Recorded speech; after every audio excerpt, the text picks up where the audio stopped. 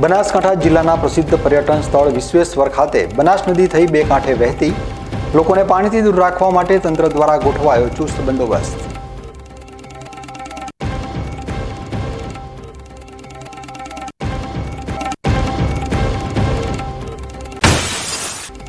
National highway ઓથોરિટીની બેદરકારી બની છે સિહોરીના વેપારીઓ માટે મુશ્કેલીઓનું કારણ। નેશનલ હાઈવેની ઉભરાતી ગટરોથી પરેશાન વેપારીઓએ સ્થાનિક ધારાસભ્યને કરી લેખિતમાં રજૂઆત।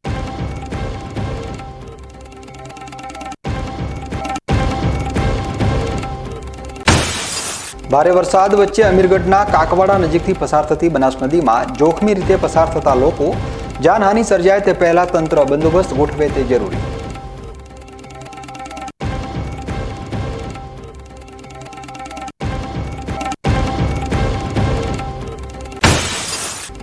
ભારે વરસાદની આગાહી વચ્ચે ધાનેરાવાસીઓના તાળવે ચોંટેલા જીવને લઈ બીકે ન્યૂઝ ચેનલ પહોંચી જેતપુરા ડેમ। જેતપુરા ડેમ ખાલી હોવાથી લોકોએ અફવાથી દૂર રહી તંત્રની સૂચનાનું પાલન કરવા બીકે ન્યૂઝ ચેનલે કરી અપીલ।